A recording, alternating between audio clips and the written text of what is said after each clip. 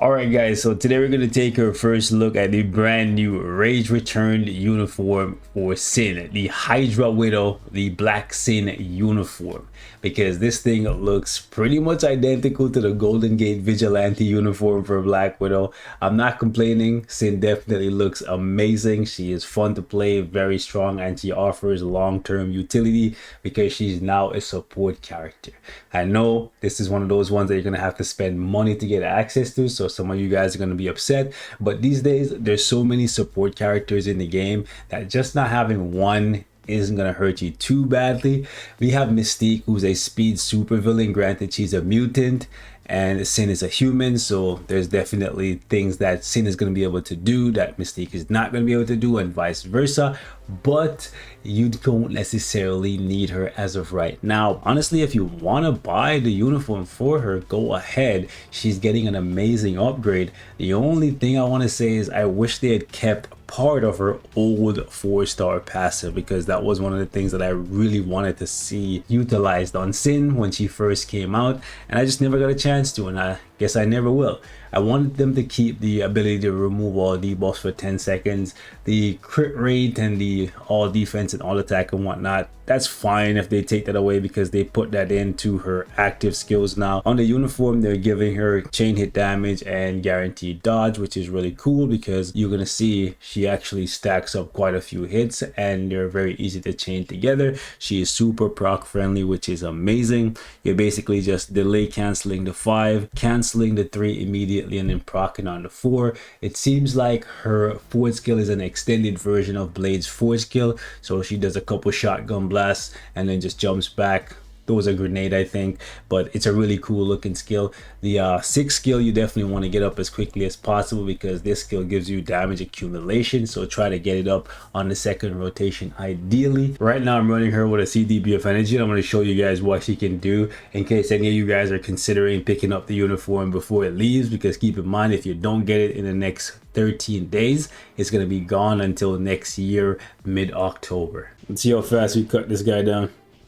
I'm gonna use 2, 1, 5, 3, 4, and then just toss out the 2 and 1 again. You have to do some janky shit to get the tier 3 up as quickly as possible, unfortunately. Okay, there we go. 6, 5, 3, 4. Yeah, so you want to get the tier 3 up as quickly as possible by any means necessary.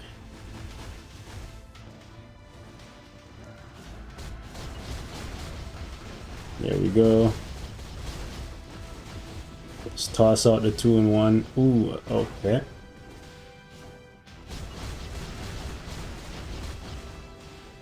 Alright, cutscene, fine. I can deal with that.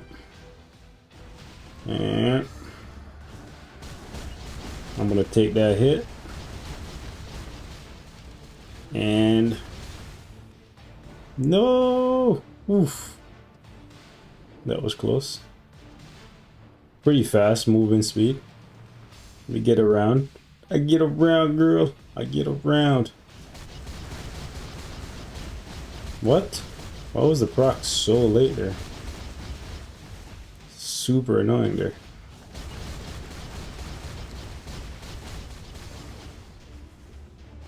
Alright, save the tier 3 so we can get 10 bars here. Come on, 10 bars? Not quite. 9 is good. It's almost 10. So yeah, fairly easy to proc with. I just wish they had made it so it was a little bit easier to get a tier 3 rotation off. Okay, I'm gonna take that hit. I think I missed the proc there, but I think I know I missed it. All right, buddy boy.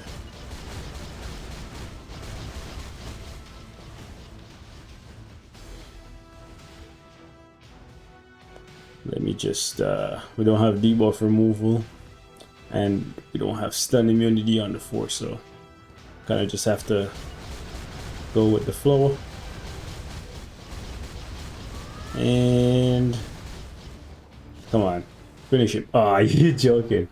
You're joking. We could have killed him right then and there. Okay, let me see the 6. I wonder how much damage the 6 does if you actually proc on it instead of 4. I really think the 6 doesn't hit as hard. Alright, let me see how we do against Ultron. Since her forward skill is not a full iframe, I think Ultron will test her.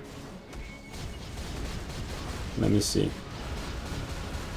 Because Ultron is going to be moving around constantly and trying to dodge all of the attacks. And you can see she basically makes it rain in one specific area of the map. So if the enemy moves away... Hold on, let me go ahead and use the call-out there. But yeah, if the enemy moves out of that AoE, she loses a lot of damage. And by a lot, I mean like 90% of it. So, and you know Ultron, he likes to slide across the map. So I'll see how it goes. I am definitely happy with her as a DPS for sure. Glad it's not one of those situations where the character is just a support, but they kind of had to do more than that this time just because they want to sell it for money, cash, dollars.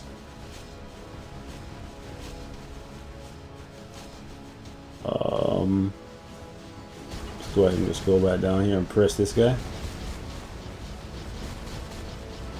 Gonna jump to the top. Okay, not gonna jump. Okay, he's already right in the spot where he... Oh, come on. That's so annoying. And we don't have iframe ignore. That's so annoying. I was like, oh, he's gonna jump to the top and then I'll be able to just use my attack there. Nah. Iframe ignore. We do not have it. I guess they didn't want to make her like a complete copy of Black Widow. That's why they didn't give her any PvP potential. Okay. Because like they took away part of her old passive that was PvP oriented and then didn't give her any iframe ignores because they're like, yo, she already looks like Black Widow, already plays like Black Widow, got the lasers, the guns, even the scope thing that Black Widow has, she has it. So they're like, yeah, we can't just blatantly copy everything about Black Widow and put it on Sin. Even the 4-star passive is half of Black Widow's passive. Then again, it's not really that unique because people like Doc Ock and a few others have the physical attack under okay, hold on. No! Oof, that was close. That was close. Very unique way of running though. Okay, what about to say? What the hell?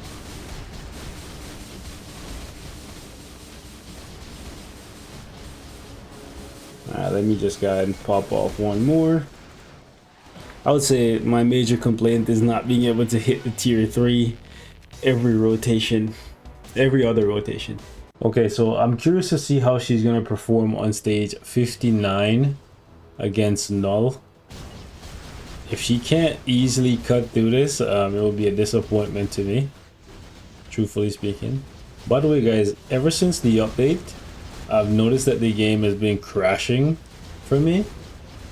Has that been the case for you guys? Let me know in the comment section. Like before this update, my phone never crashed playing this game ever. And yeah, I just noticed that ever since the update, shit just started crashing. I'm like, ah, great. Yet another problem that will make me play the game less. So stupid. Anyways, the damage looks kind of shit, I'm not gonna lie. Like, not shit like, oh my god, she's so weak shit, but like, shit as in like, I was hoping 1 minute was more than adequate to push into the next phase. But it looks like it's gonna take us almost a minute 30. Come on, man, these stupid tentacles. Yeah, a minute 30 is not what I want for a character that costs $30 and coming in 2023, almost 2024. Kamala Khan can do this shit, bro. Come on, man.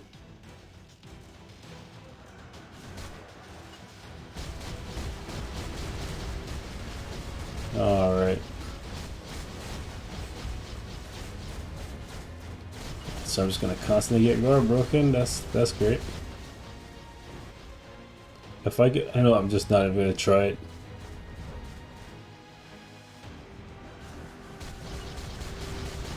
Come on. Mad decent, but I'm gonna get guard broken. Really, bruv? Okay, if I get clapped and killed. Yeah, this is slow. Way too slow. Way too slow. Definitely should be faster than this.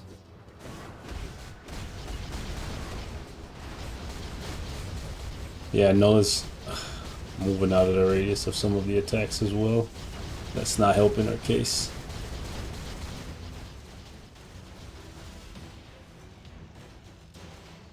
Let's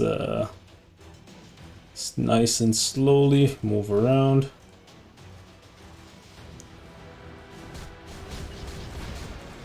Okay.